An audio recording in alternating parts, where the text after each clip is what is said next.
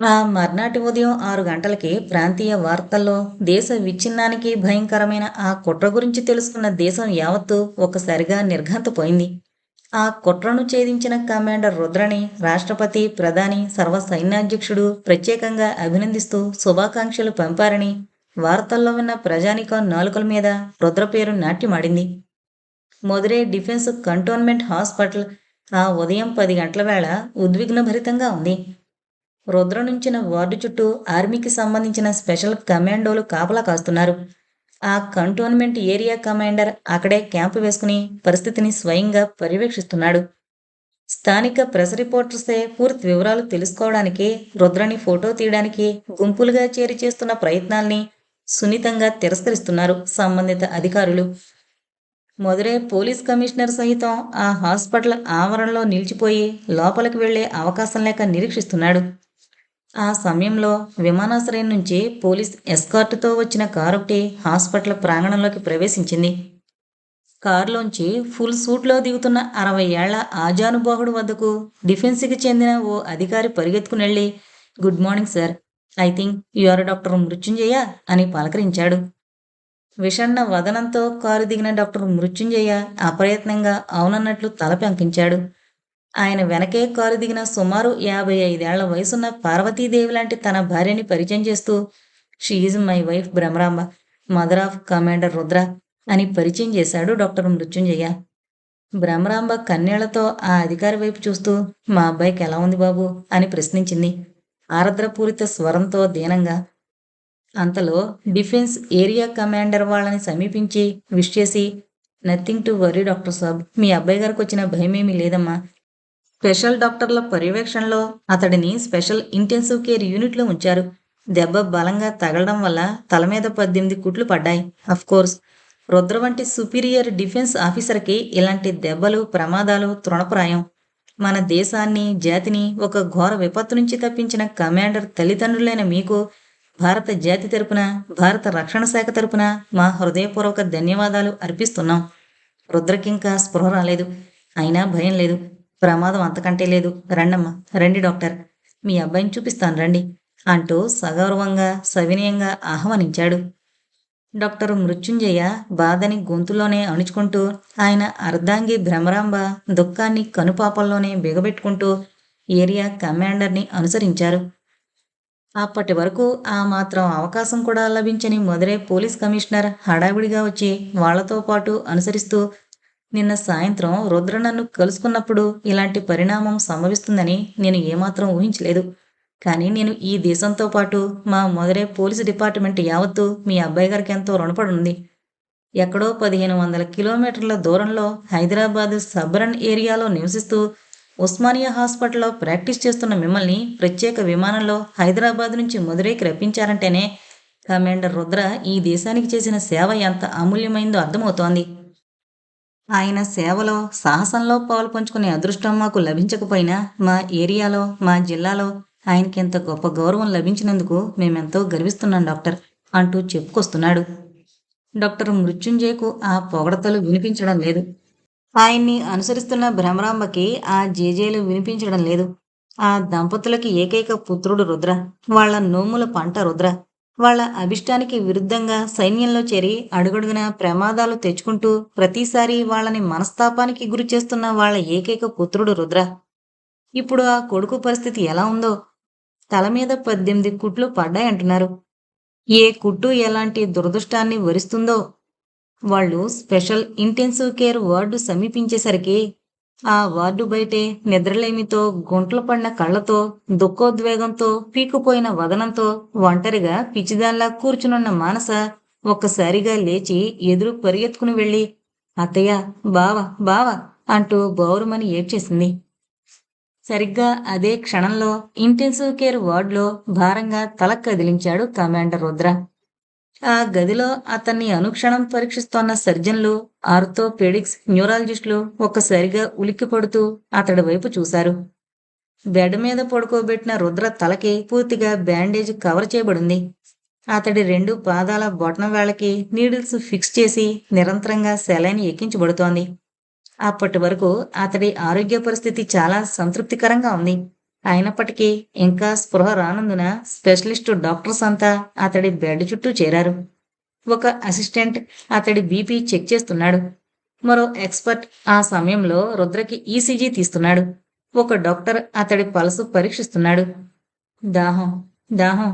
అతి కష్టం మీద గొంతు పెగల్చుకుంటూ, నాలుకతో పెదవులు తడుపుకుంటూ రుద్ర గొంతులోంచి భారంగా వినిపించింది ఆ అభ్యర్థన.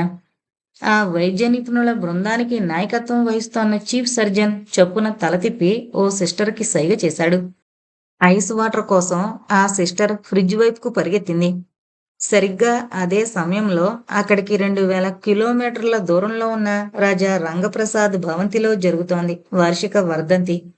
ఆ భవంతి మధ్యనున్న హాల్లో పూజలో ఉంచబడింది కీర్తిశేషులైన మేజర్ రాజేంద్ర చిత్రపటం. పురోహితులు ఆ ఫోటో ముందు సంభారాలు సమకూర్చి పూజాధికాలు నిర్వహిస్తున్నారు. మేజర్ రాజేంద్ర సతీమణి గౌతమి పమిటి చెంగు నోట్లో కుక్కుని దుఃఖాన్ని ఆపుకోవడానికి విఫల ప్రయత్నం చేస్తూ ఓ మూల నిలబడింది. రాజా రంగప్రసాద్ ఆ సమీపంలోనే ఓ సోఫాలో నిస్సారంగా చతికిలబడి దయనీయంగా తన కన్న కుమారుడి చిత్రపటం వైపు వీక్షిస్తున్నాడు. నౌకర్లంతా ఆ తతంగాన్ని భక్తి శ్రద్ధలతో వీక్షిస్తున్నారు. ఒక పనివాడు ప్రత్యేకంగా సింహద్వారం వద్దనే నిలబడి వీధి గేటు వైపు ఆతృతగా చూస్తూ నిరీక్షిస్తున్నాడు. అవును, భారత సైన్యంలో చేరి సాహసమే ఊపిరిగా బ్రతికి దేశ రక్షణకే తన ప్రాణాలను అంకితం చేసిన మేజర్ రాజేంద్ర వర్ధంతి సందర్భంలో తర్పణం వదలడానికి ఆయన ఏకైక పుత్రుడే గైర్హాజరయ్యాడంటే ఆ కుటుంబపు ఉప్పు తిని బ్రతుకుతున్న ఎవరికైనా బాధగానే ఉంటుంది మరి. కానీ ఆ వంశోద్ధారకుడైన కిరణ్ అయిపు అజా లేడు. ఆ కన్నతల్లి కన్నీళ్లు కనురెప్పల చాటు నుంచి గంగా గోదావరిలా ఉబికి ఉప్పొంగడానికి సిద్ధంగా ఉన్నాయి. బాబుగారు, పూజ కార్యక్రమం పూర్తయింది. ఇహ తర్పణం వదిలి పిండ ప్రదానం చెయ్యాలి. ఆ తదుపరి దాన ధర్మాల కార్యక్రమాలుంటాయి. యథాప్రకారం అబ్బాయి గారు ఈ వార్షిక తిథి నాడు కూడా అదుపు అజా లేరు. తమకిక తప్పదు, రండి. ఆ అబ్బాయి గారికి తర్పణం ఇవ్వండి అని ఆహ్వానించాడు ప్రధాన పురోహితుడు విచార స్వరంతో. రాజా రంగప్రసాద్ దుఃఖాన్ని గుండెల్లోనే దాచుకుంటూ సోఫాలోంచి లేచాడు. ఆ దృశ్యాన్ని చూస్తున్న గౌతమ్కి దుఃఖం ఆగలేదు. ఒక్కసారిగా వెక్కి వెక్కి ఏడవడం మొదలుపెట్టింది. వృద్ధుడైన రాజా రంగప్రసాద్ కోడల వైపు జాలిగా చూసి, 30 ఏళ్లుగా ఏడుస్తూనే ఉన్నావు. నీ మొరాలకించే భగవంతుడు ఒక్కడు కూడా కనికరించలేదు. కన్నీళ్లు ఇంకిపోయిన ఆ కళ్ళల్లోంచి ఇంకా కన్నీళ్లు కార్చడానికి ఎందుకు ప్రయత్నిస్తావమ్మా? కన్నీళ్లకు బదులు రక్తం వస్తే స్వర్గంలో ఉన్న నా బిడ్డ ఆత్మ ఘోషిస్తుంది. ఆ ఘోషకి ఈ గుండె పగిలిపోతే నీకు ఈ మాత్రం ఓదార్పిచ్చేవాళ్లు కూడా కరువైపోతారమ్మా. ఊరుకో తల్లి, ఊరుకో అని అనునయిస్తూ తడబడే అడుగులతో ముందుకు నడిచి పూజా కార్యక్రమం నిర్వహిస్తున్న ప్రదేశంలో నిస్సత్తువుగా చతికిలబడ్డాడు. కడుపును పుట్టిన కొడుకుండి కూడా ఆ దురదృష్టం అనుభవిస్తోన్న ఆ తల్లిని, ఈ తాతగారిని చూస్తున్న పురోహితుడితో పాటు ఇంటి నౌకర్ల హృదయాలు కూడా ద్రవించిపోయాయి. కానీ విధి విధానం అలా ఉంటే ఎవరు మాత్రం ఏం చేయగలరు? పురోహితుడు కాసిన్ని నువ్వులు తీసి రంగప్రసాద్ గారి అరచేతిలో వేసి ఆ దోసిట్లో తానే కాసిన్ని నీళ్లు పోసి గోత్రనామాలు పఠిస్తూ రాజేంద్ర నామధేయస్య స్వాధాం తర్పయామి అని ఉచ్చరిస్తూ తర్పణం వదలండి బాబుగారు అని చెప్పాడు. రాజా రంగప్రసాద్ దుఃఖాన్ని అణుచుకుంటూ తన కొడుకు పేరిట జలతర్పణం విడిచాడు.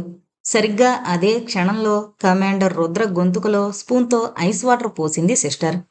రుద్ర ఆ మంచినీటిని ఒక గుటక వేశాడు. అంతలోనే అతడి గొంతుకేదో అడ్డుపడినట్లు ఆ అచేతనావస్థలోనే అతడి వదనం వివరణమైపోయింది. ఒక్కసారిగా అతడి ఉచ్ఛ్వాస నిశ్వాసాల్లో తీవ్రమైన మార్పు సంభవించింది. అప్పటి వరకు నార్మల్గా ఉన్న అతడి గుండె రెట్టింపు వేగంతో కొట్టుకోసాగింది. అతన్ని అబ్జర్వ్ చేస్తున్న డాక్టర్లంతా ఆ అనూహ్య పరిణామానికి ఉలిక్కిపడ్డారు.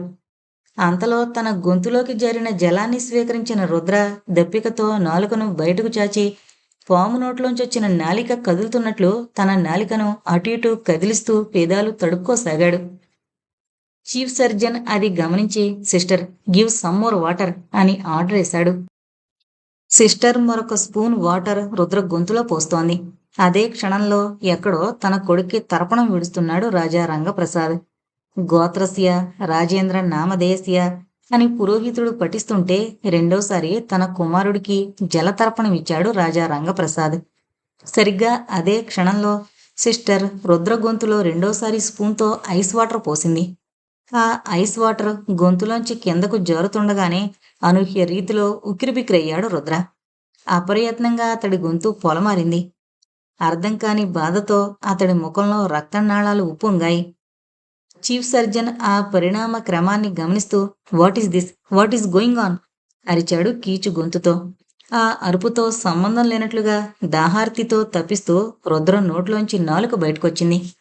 ఆ క్షణంలోనే రాజా రంగప్రసాద్ దుఃఖోద్వేగంతో తన కన్న కొడుక్కి మూడోసారి జలతర్పణమిస్తున్నాడు.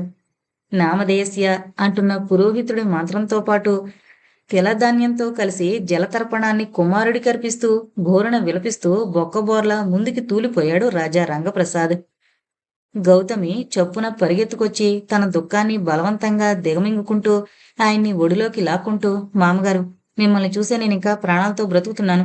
మీరే ఇలా డీలా పడిపోతే నేనేం కావాలండి, నేనేం కావాలి అని వాపు అయింది దుఃఖావేశంతో. రాజా రంగప్రసాద్ ఆమె వైపు దయనీయంగా చూస్తూ, 30 ఏళ్ల నాడే నీ బ్రతుకు తెల్లవారిపోయింది. 3 తరాల నుంచి నిలబెట్టుకొస్తున్న మన అంతస్తుని నీ కన్నకొడుకు రచ్చకి ఇడిచాడు. ముదివొగ్గునైన నాకు ఇంకా ఏం మిగిలిందమ్మా? ఎవరిని చూసుకుని జీవించాలమ్మా? దేశం కోసం ప్రాణాల్ని తృణప్రాయంగా తెగించిన నా కొడుకు మేజర్ రాజేంద్ర లేకపోయాక ఈ వార్షికాలు ఎవరికోసమమ్మా? ప్రభుత్వం వారిచ్చిన ఆ మెడల్స్ ఏం ఉద్ధరిస్తాయమ్మా? మనం ఏం చేసినా, ఎన్ని చేసినా వాడు బ్రతికొస్తాడా? ఇంతగా ఆరాటపడుతున్న మనల్ని మెచ్చుకుంటాడా? మెప్పు పొందినవాడే లేనప్పుడు ఈ కృతమంతా దేనికమ్మా? ఈ ఆత్మద్రోహం ఎవరికోసమమ్మా అని వాపోయాడు దుఃఖంతో. సరిగ్గా అదే క్షణంలో సిస్టర్ 3వ స్పూను వాటర్ కూడా రుద్ర గొంతులో పోసింది. ఏదో కాలకోట విషాన్ని బలవంతాన మింగుతున్నట్లు ఆ చెంచాడు నీళ్లని మింగుతున్న రుద్ర హావభావాలను గమనిస్తున్న వైద్య నిపుణులంతా విస్మయంతో మొహాలు చూసుకున్నారు. రుద్రకి అప్పటికింకా స్పృహ రాలేదు. అయినా ఆ అచేతనావస్థలోనే అతడేదో ఊహాతీతమైన బాధని అనుభవిస్తున్నట్లు, అన్యులకు అర్థం కాని పరితాపాన్ని చెందుతున్నట్లు అతడి హావభావాలను పరికిస్తున్న వైద్య బృందానికి అర్థమవసాగింది. 3 గుటకల నీళ్లు గొంతులోకి జారేసరికి అతడిలో క్రమక్రమంగా చైతన్యం ఊపిరి పోసుకోసాగింది. ఒకరు అతడి బీపీని పరీక్ష చేస్తూ నార్మల్ సార్ అని చెబుతున్నాడు. మరొకరు ఈసీజీ చూస్తూ ఇట్స్ ఓకే సార్ అని ప్రకటిస్తున్నాడు. ఫిజీషియన్ అతడి గుండె పరీక్ష చేస్తూ ఎవ్రీథింగ్ ఓకే అంటున్నాడు. ఆ ప్రకటనలతో సంబంధం లేనట్లుగా అప్పుడప్పుడే నెమ్మదిగా బలవంతంగా కనురెప్పలు కదల్చసాగాడు రుద్ర. కనురెప్పలు అత్యంత ప్రయత్నం మీద విప్పిన అతడి కనుపాపల్లోకి పైనుంచి వెలుగుతోన్న కాంతి కిరణాలు చండ్రనిప్పుల్లా సూటిగా అతడి కనుపాపల్లోకి దూసుకుపోయి చురుక్కుమని గుచ్చుకున్నాయి. అతడు చొప్పున కనురెప్పలు వాల్చుకుంటూ అమ్మా గొణిగాడు బాధగా. తొలిసారిగా అతడి కంఠస్వరం నుంచి తొలుచుకొచ్చిన ఆ పదాలు విన్న వైద్య శిఖామణుల వదనాలు సంతోషంతో విప్పారాయి. Nothing to worry mister Rudra, you are all right. మీ ఆరోగ్యం ఇప్పుడు చాలా మెరుగ్గా ఉంది. మీకొచ్చిన భయమేమీ లేదు. Please relax and open your eyes, relax and open your eyes మృదువుగా చెప్పాడు చీఫ్ సర్జన్. మంత్రమేదో తన మీద ఫలించినట్లు మెల్లమెల్లగా కనురెప్పలు కదిలించి సాగాడు రుద్ర. గదిలో ఉన్న వెలుతురుకి తన చూపు అలవాటు చేసుకుని నేనెక్కడున్నాను అని అడిగాడు బలహీన స్వరంతో. ఆ ప్రశ్నకి సమాధానంగా ఆ స్పెషల్ వార్డులో డోర్ ఓపెన్ అయింది.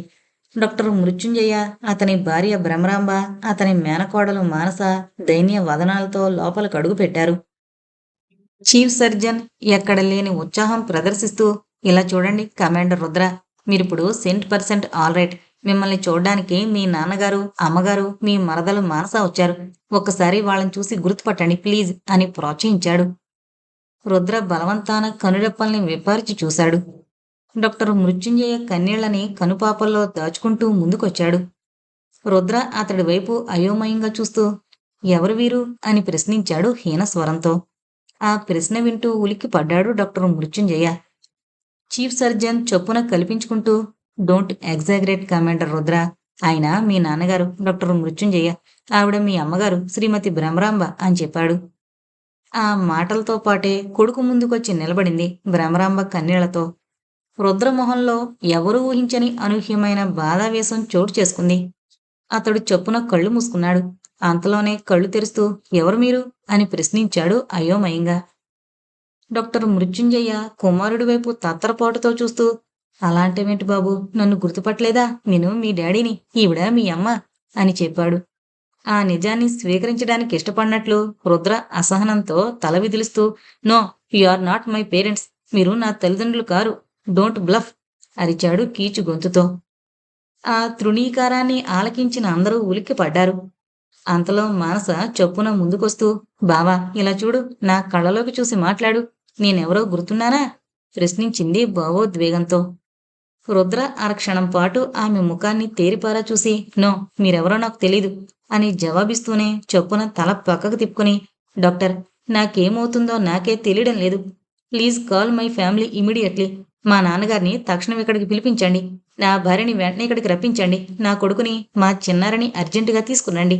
I want see my family. నా వాళ్ళని నేను తక్షణం చూడాలి. నా గొంతులోంచి ప్రాణం ఎగిరిపోయేలాగా ఒకసారి కళ్ళారా వాళ్ళని చూడాలి. I want to see them. Doctor, నాకేదో అవుతోంది. నన్నెవరో ఎక్కడికో లాక్కుపోతున్నారు. Something going wrong. అబ్బా అరుస్తూ రెండు చేతులతో తలని గట్టిగా పట్టుకుంటూ అర్థం కాని ఆవేదనతో నిలువున వణికిపోతూ ఒడ్డున పడ్డ చేప పిల్లలా గిలగిలా తన్నుకుంటూ అంతలోనే స్పృహ తప్పి తల పక్కకు వాల్చేశాడు రుద్ర. డాక్టర్ అన్నాడు మృత్యుంజయ కన్నీళ్లు పెట్టుకుంటూ. చీఫ్ సర్జన్ రుద్రని చకచకా పరీక్ష చేస్తూ, ఈ అన్ఎక్స్పెక్టెడ్ రియాక్షన్ ఏంటో ఎందుకొచ్చిందో మాకేమీ అర్థం కావడం లేదు డాక్టర్ సాబ్. ఎక్స్రే రిపోర్టుల ప్రకారం ఇతడి తలకు తగిలిన దెబ్బ ప్రమాదకరమైందేమీ కాదు. న్యూరో స్పెషలిస్టు రిపోర్ట్ ప్రకారం ఇతడి మెదడుకి షాక్ ఇచ్చే దెబ్బేదీ తగలలేదు. బట్ ఇలా ఎందుకు బిహేవ్ చేస్తున్నాడో again we have to observe this patient in all aspects. మీరు డాక్టరే, but please wait outside some time అని చెప్పాడు. డాక్టర్ మృత్యుంజయ మొహం ఆవేదనతో పాలిపోయింది. ఆయన భార్య దుఃఖంతో ఒక్కసారిగా బావురుమంది.